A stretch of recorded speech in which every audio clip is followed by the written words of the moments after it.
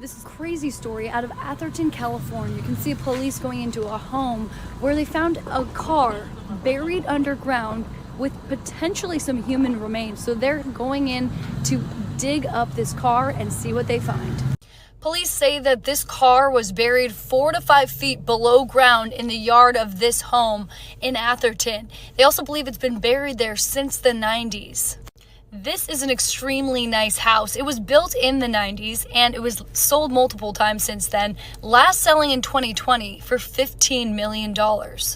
Police brought cadaver dogs to the site where this car is underground, and the dogs indicated there's a possibility there's human remains. So today, as they dig it up, if they do find human remains, this could uncover a cold case dating back 2 decades. This is something we'll definitely continue to follow.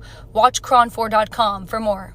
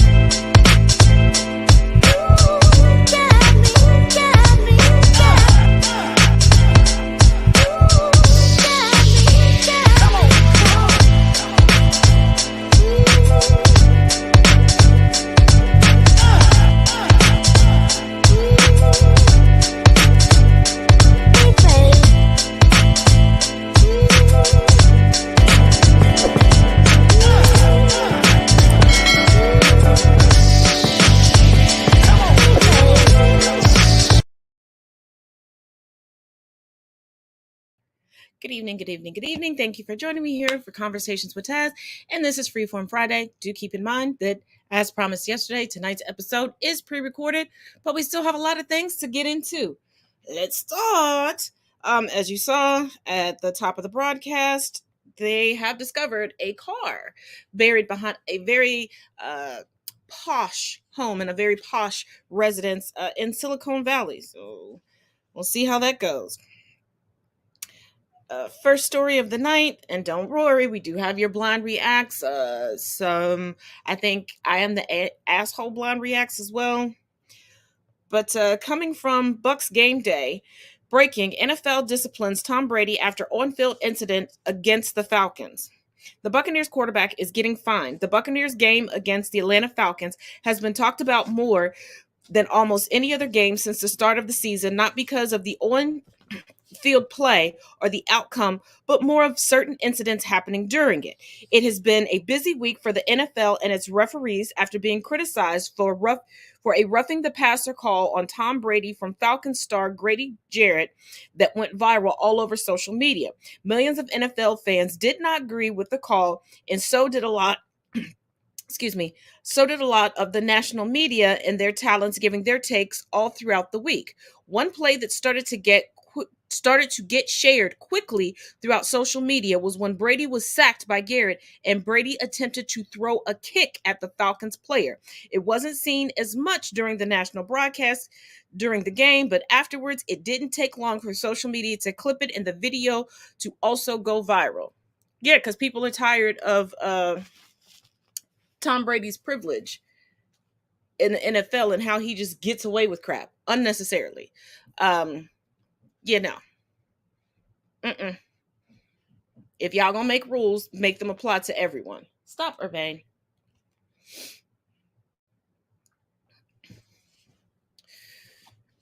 But in case you've been under a rock for the past few years, democracy as we know it in the United States is in jeopardy.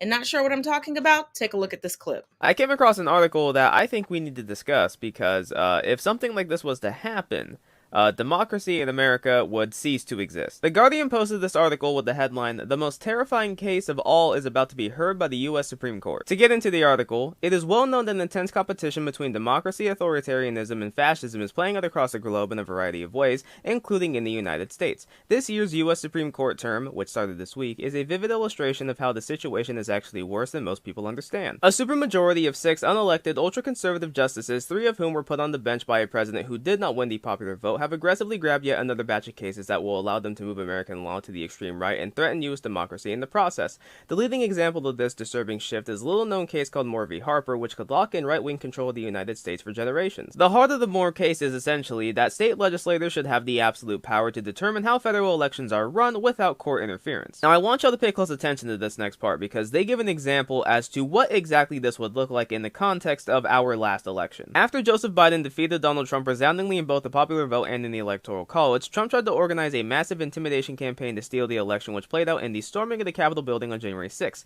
But behind the scenes, the legal core of this attempt was to convince the many Republican-controlled state legislators, 30 of the 50 states, to send slates of fake Trump electors from states like Arizona, Georgia, and Michigan, where Trump actually lost the popular vote. If Trump had succeeded, he would have won the election via the Electoral College, itself an anti-democratic relic, and been able to stay in office another term. If the Supreme Court buys the theory in the Moore case, this could easily happen in 2024 and beyond. In fact, it is possible Republicans will never lose another election again if this theory is adopted as law. Or, put another way, whether Republicans win or lose elections via the popular vote will not matter because they will be able to maintain power regardless. We would be in line with places like Turkey and Russia, places where their elections are virtually rigged so that they can never lose. The Moore case would in practice strip people of the right to fair elections by placing electoral power in the hands of a small group of officials at the state level who set district maps. In a presidential election, these officials could determine what slate of electors get put forth to the Electoral College regardless of the outcome of the state's popular vote, which is another way of saying that Democrats could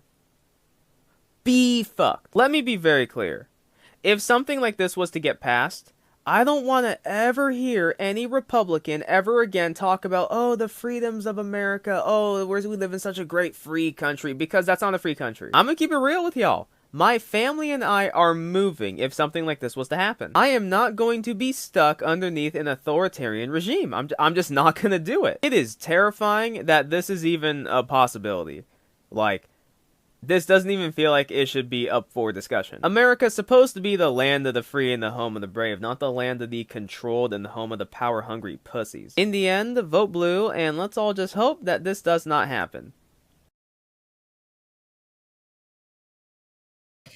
Now are you beginning to understand why so many people had such a problem with the SCOTUS picks that were pushed through? And people thought that we were being overly dramatic. Oh, it's not going to affect that much. Yes, it is. And see, the GOP for generations has tried to convince you that they are for small government. They are for small state government. And if you think that's a reach on my part, sweetie, put your arms down. It's not. Because think about it. Every time they say, oh, we should leave it up to the states, shortly following that, they're trying to codify it nationally. They're trying to put forth a national ban on it. Remember their excuse, their reasoning behind reversing Roe v. Wade and being so happy and taking to the streets and dancing like it's 1999? Was that, oh, they can let the states determine it. Then look at their individual platforms.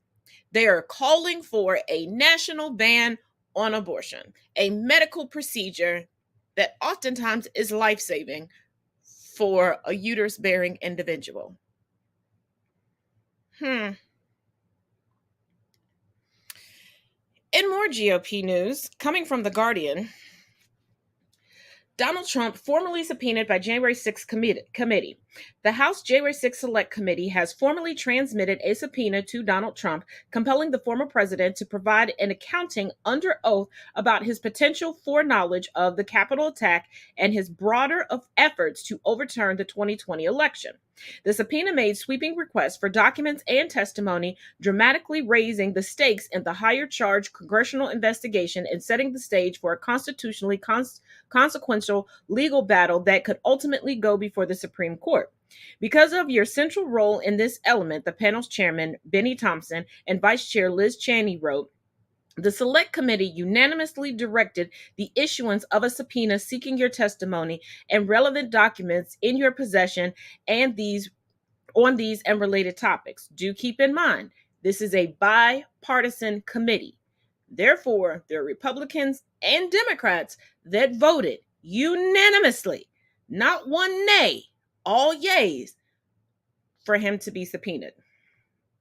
Most notably, the committee demanded that Trump turn over records of all January 6 related calls and texts sent or received, any communications with members of Congress, as well as communications with far-right Proud Boys and Oath Keepers, extremist groups that stormed the Capitol.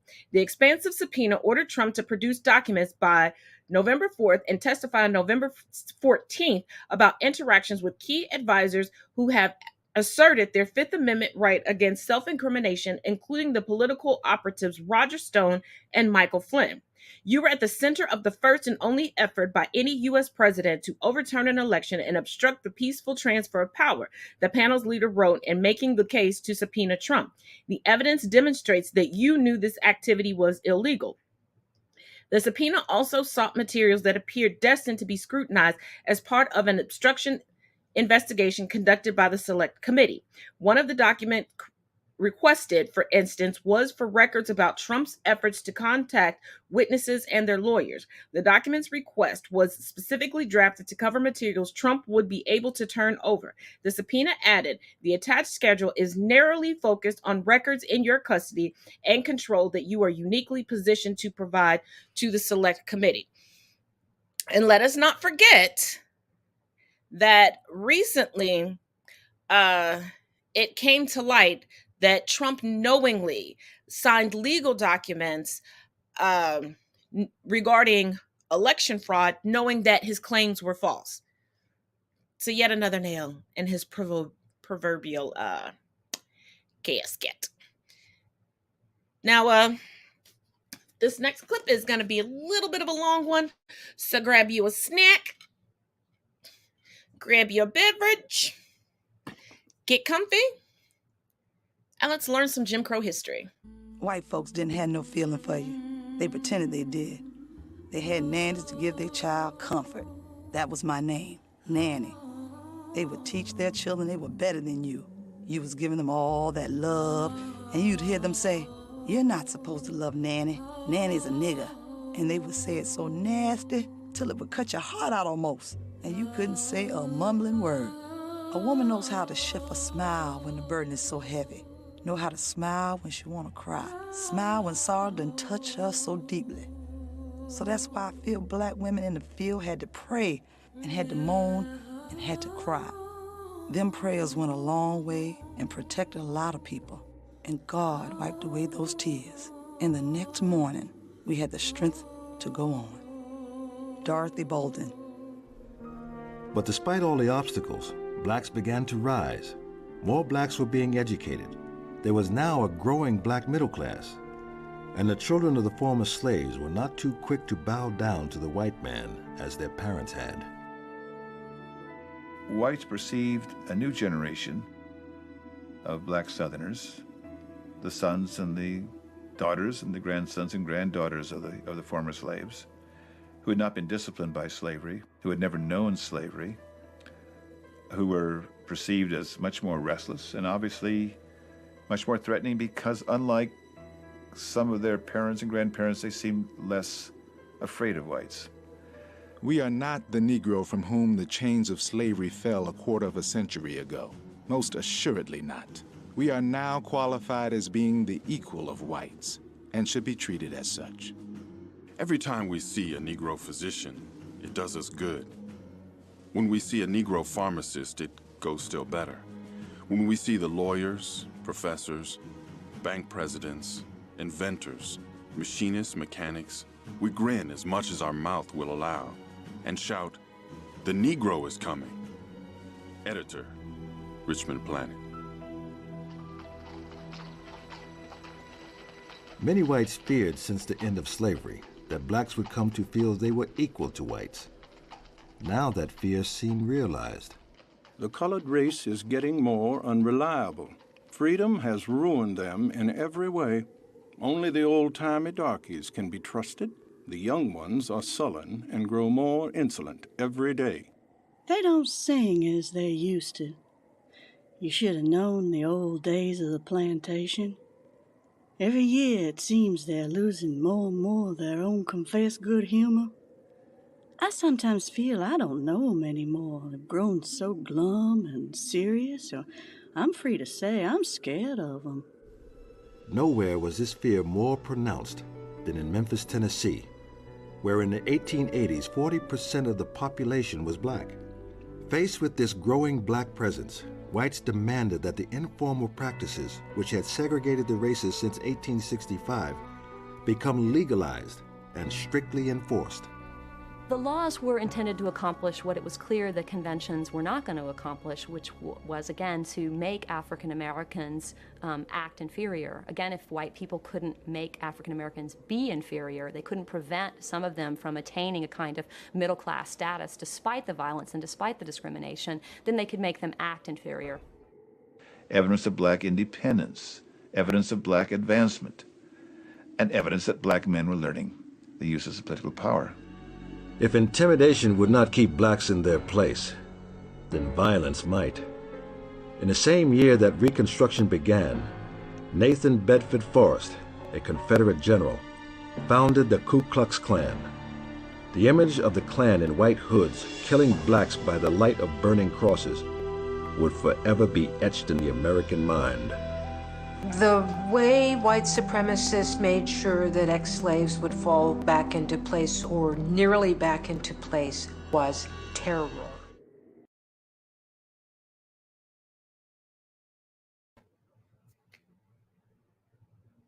Now, do you understand why those of us within the BIPOC community say that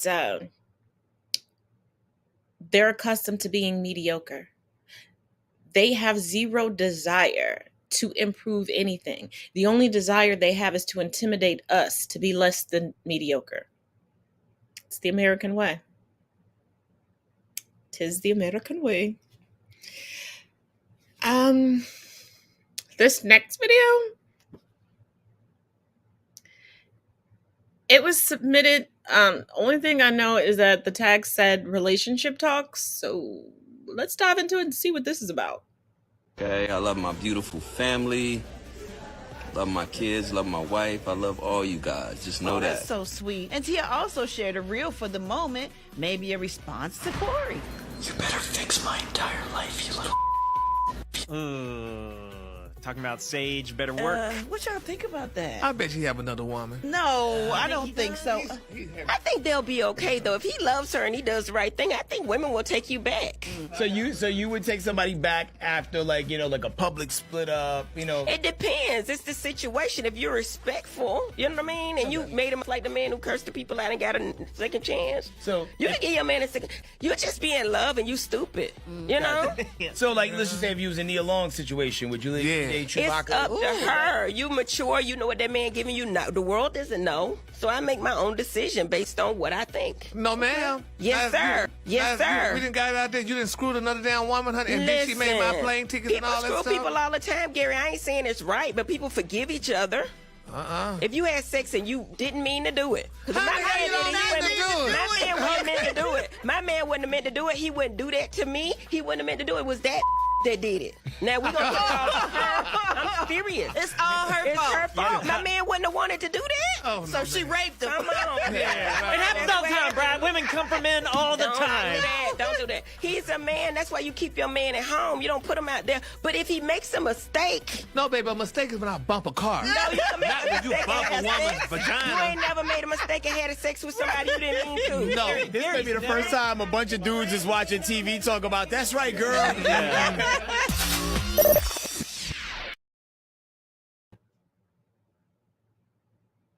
See, that's a prime example of two things. One, education does not always equate to intelligence.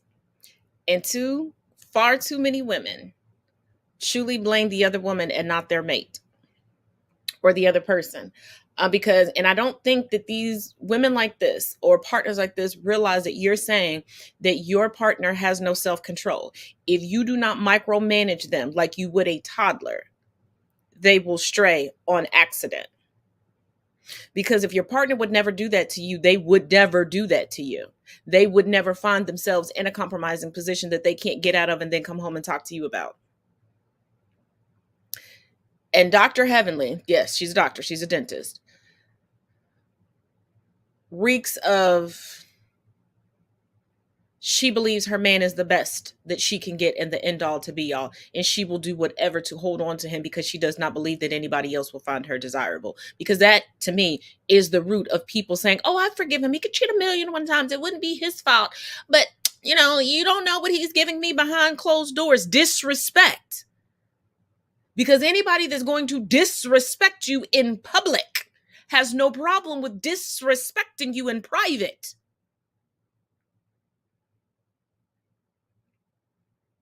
You just force yourself to ignore it until others know about it.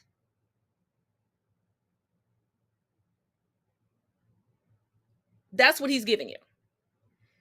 You can try to cover it with 1,000,001 gifts. You can try to cover it with another baby. You can try to cover it with another house. You can try to cover it by starting a business together, thinking that your financial ties and your familial ties will keep him connected to you forever. Yeah, on paper. But I'm sorry. If I don't have your mutual respect, I don't want you. Plus, I'm content. No, scratch that. I am elated. I am happy with me. I will always want me, baby. And see, until you want yourself, until you are happy with yourself, stop jumping in these relationships, because I know y'all love that Jerry Maguire line. You complete me. No, ain't nobody completed you. You were complete when you were born. Your mama completed you in her belly. Okay? When you were done baking and it was time for you to pop up out that oven, that's when you were complete. The only thing anybody else can do is enhance your happiness. They can pour in to your happiness, just like you can enhance somebody else's happiness. You can pour into their happiness. You can make being on this ghetto ass third rock from the sun a little more enjoyable for somebody else and vice versa. But baby, get happy with yourself. Learn to love yourself first. And for the love of all things holy, all these old sayings that you believe kept people together, it kept people in toxicity, surrounded by narcissism, and kept them miserable. Because y'all are out here, I need her to be my peace, and you take that. The both of y'all take it as, well, can't nobody complain. I'm just supposed to take whatever he give. You cannot have peace without discourse, because other than that, how will you know what peace is? You can't have peace if somebody keeps letting you jump off a damn bridge and barely survive jumping off the damn bridge. You're not going to have peace in physical therapy. See, iron sharpens iron. If you don't want to be sharpened, baby, just be by yourself. If you never want to be told that you did something wrong, just be by yourself. Because ain't none of us perfect. And if you can't take that, I'm about be my peace. Being your peace means helping you be the best that you can be, so you can get to a peaceful state within yourself. Come on, well, at least he got benefits, baby. You can too.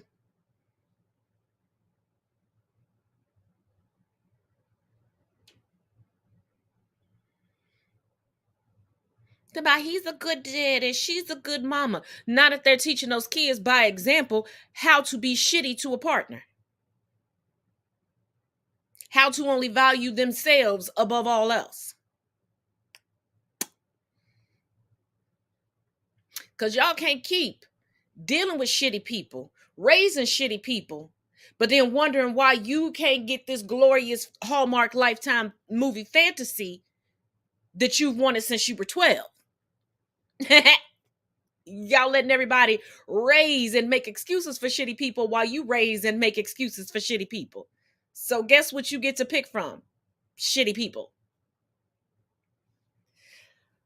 But more on the relationship topic. Coming from The Guardian, I received a misdirected message that will devastate my wife. Can I skip telling her some parts?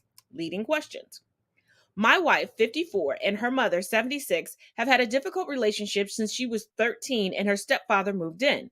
Suddenly, her husband, a stranger to my wife, was number one and set new rules for the child, like no more cuddling and breakfast in pajamas on Saturday mornings. The loving relationship between my wife and her mother suddenly ended. I've known my wife for 10 years now and have met her mother twice. Her new husband made clear that he didn't want to meet his stepdaughter's new partner, and she basically thinks the same. They both emphasize that they are not homophobic and that they love their stepdaughter. Since then, I have witnessed my wife fighting for her mother's love. Her mother's view is different. She says that my wife suddenly stopped being nice and that she rejects her. She often says that her daughter was the best thing that happened to her, but then she lists all the things she couldn't do in life because of her. After my wife hadn't heard from her mother for a few months, I received a misdirected message yesterday saying that she has Alzheimer's disease and that she will soon have forgotten her evil letters and that she let her mother down. My wife never wrote evil letters. The message will devastate her. I will soon have to tell my wife that her mother texted and that she has Alzheimer's. Do I also tell her about the part with the letters? Or for the sake of peace, can I skip that part? I don't feel comfortable with it, but I don't want my wife to be hurt again. You have to tell her. You have to tell her. Because once and for all, both parties, before her mother is no longer cognitive enough, they need to finally put the pieces of the puzzle together that this man a narcissist came into their life to separate them. He was jealous of this daughter-mother relationship, and he fought to become number one in the mother's life. So unbeknownst to you all, it sounds as if he has been sending letters on behalf of your wife. And no matter what your wife is doing, he is skewing to his wife. And at 76, she's got that boomer mentality. That my husband is the lead, I follow his lead, whatever he says is the gospel. Because once she's no longer cognitive, it's going to get harder for your wife. And if your wife never gets that closure, that's going to be devastating. But normalize being open and honest with your partners immediately. Immediately. Now, I know that there are certain instances where, y'all might be in mixed company and you might have to wait. But as soon as you have a moment to be alone, you have to rip the Band-Aid off and tell them. You are not helping people. Time does not heal shit. Time will make the reaction different. But either way, your wife has to start working on her new normal and getting accustomed to her new normal. But letting time go, especially with a disease such as Alzheimer's, not a good idea. Let them get together and hash it out. Let them get together and hash it out.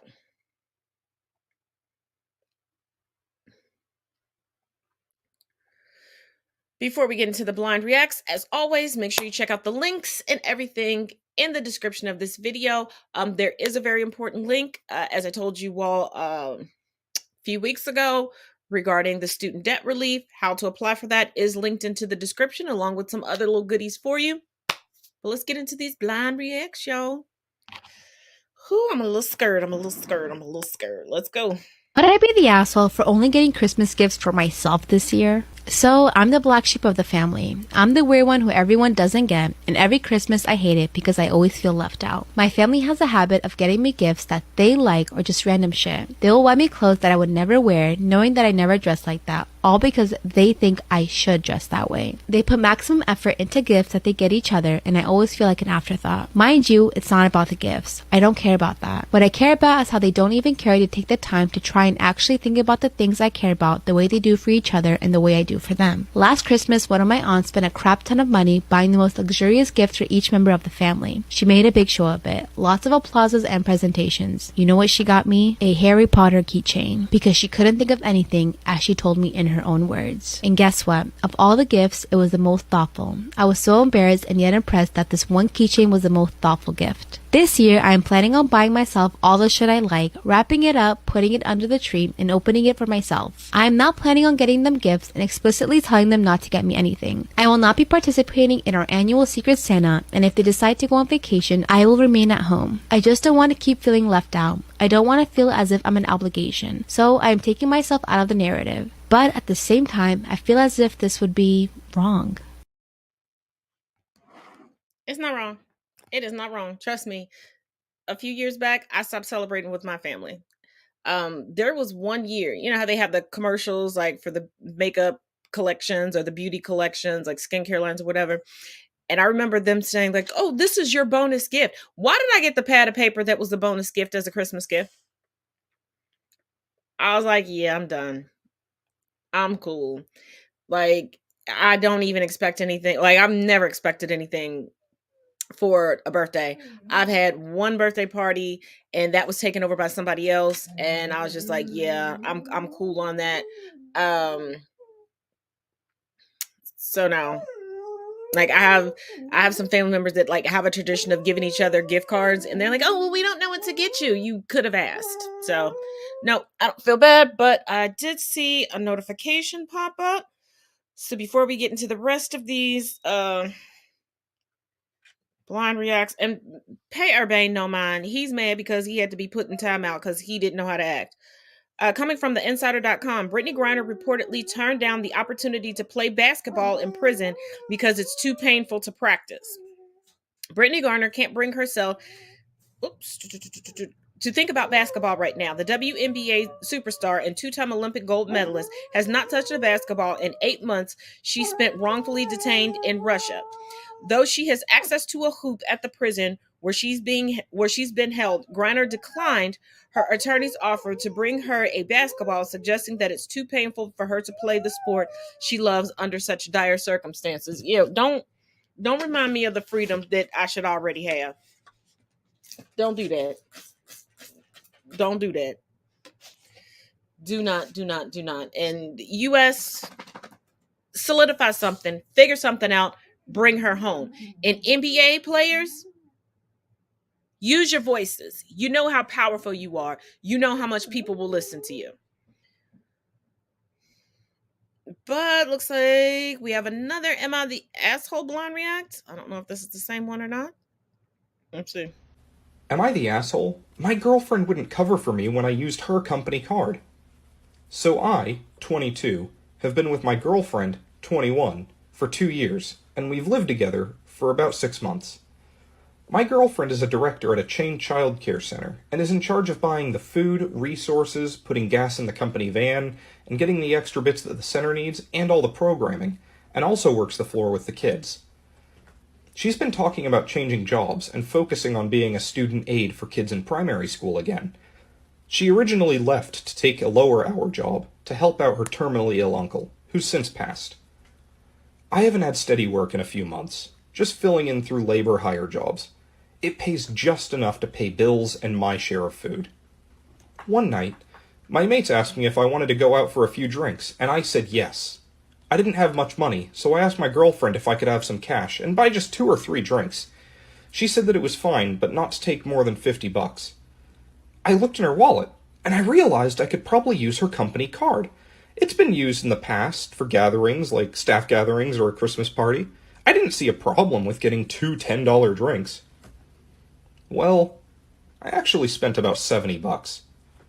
My girlfriend got a call from the company early the next morning, saying the card had been used, quote, inappropriately. She said she hadn't used the card. When they said it was used at the pub, she hung up and lost it at me. She said she could now lose her job, which she was going to quit anyway, and that it's considered stealing. I said that either I give her the money to put back onto the card, or maybe she could say she accidentally used it, or she could say it's missing. That way, there's no way there could be any legal problems. Well, the next day, 2 cops came by the house. My girlfriend had told the company what I did and gave them my details. I was informed that they're considering pressing charges. I called my girlfriend, and she said that she wouldn't lie for me, that I nearly cost her job, and that I need to face what I did. She isn't answering my calls or texts now. I know I'm the asshole for using the card in the first place, but now because she didn't cover for me, I may end up with a criminal charge against me.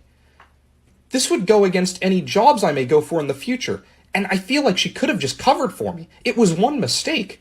I covered for her when she hit my cousin's cat while driving and said it was me. Well, one of my mates is saying I'm the asshole because she works in education and it could stop her from getting another job, but my mate agrees that she could have covered for me. I know I'm the asshole for using the card, so I'm not asking about that. Am I the asshole for asking her to cover for me? I like how he takes absolutely no accountability for what he did, and he just immediately says that all of this is her fault, not because he used the card, but because she refused to cover for him. Oh, he's got an edit here. Edit. Okay. Stop. Now. I get I'm the asshole for asking her to cover for me, because she could have gotten in trouble. But I disagree I'd be the asshole if I asked for her to ask the company if I can just pay the money back instead of them pressing charges. That way, she wouldn't be in trouble and I wouldn't have a record for making a stupid fucking mistake. Because me getting a record over $70 is fucking excessive. You'd all do the same thing. I'm out. I love that he's moved the goalpost, that now he's not the asshole for asking his girlfriend to ask the company to not press charges, basically. And he's like, yeah, me getting a record over $70 is excessive. That's why you shouldn't have done it. I like this guy. That's not a mistake. That was calculated. Like, dude, you expressed that, oh, because it's been used at different gatherings, and she even gave you a limit.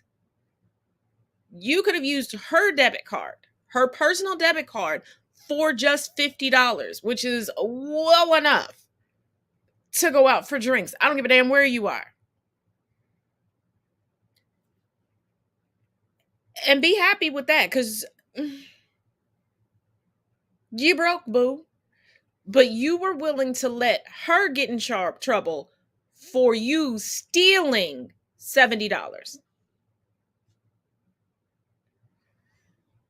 I swear, if men don't have anything, they have the Man Cassidy.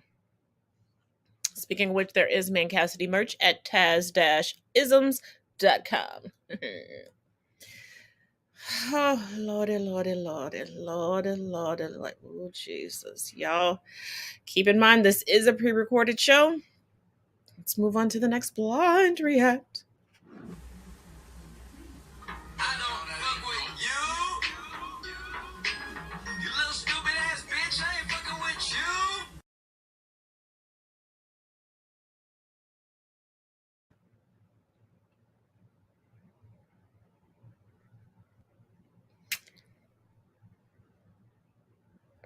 What you do? What did you do? What did you do to the parental units?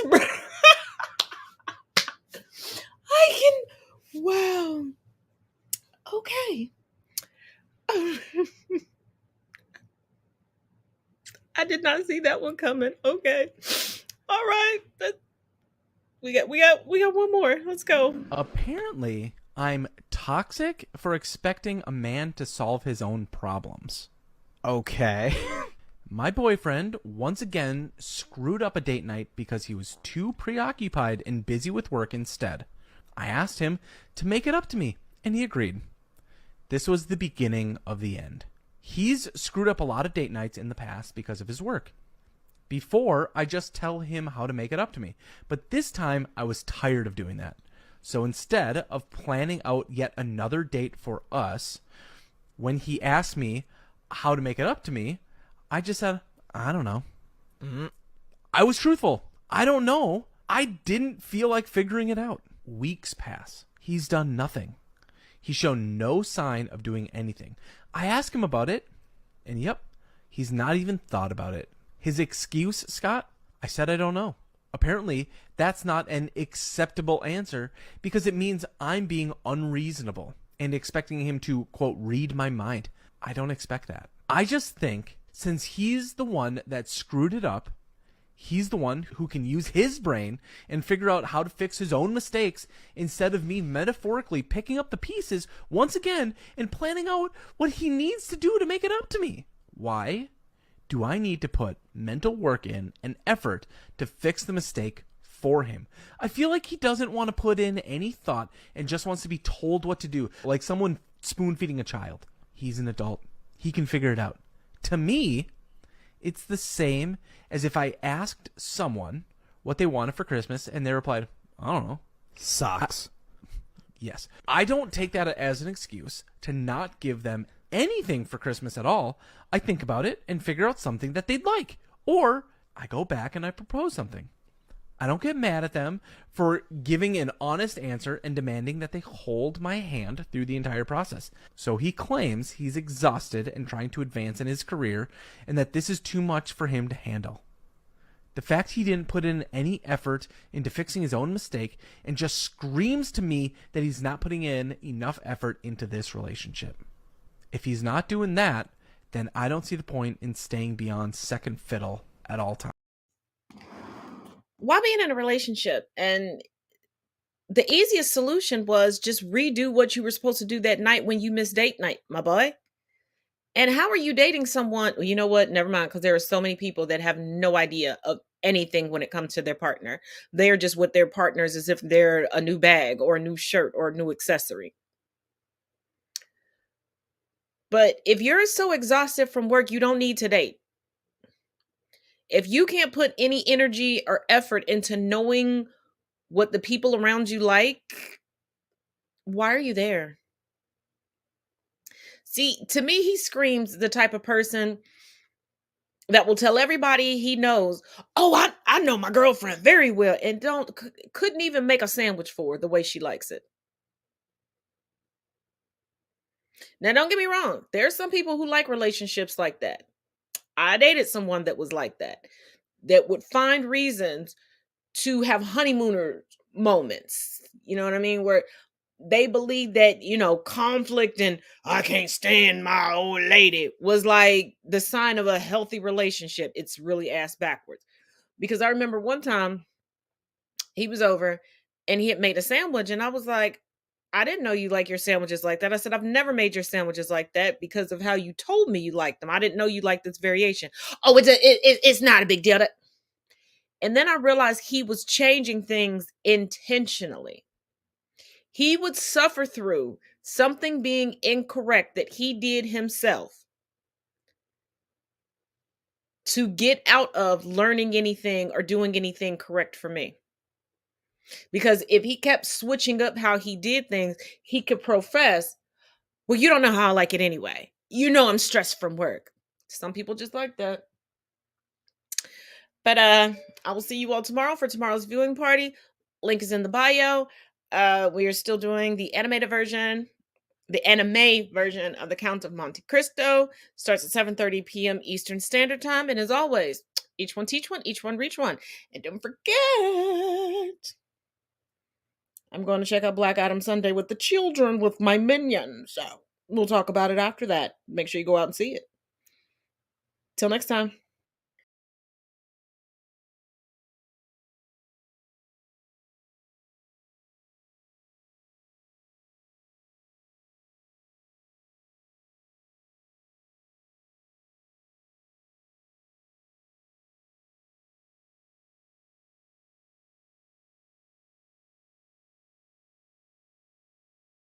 Black Adam. He's a weapon of mass destruction. Get your tickets now. Tell them the Men in Black sent you. Black Adam. Get tickets now. Rated PG-13.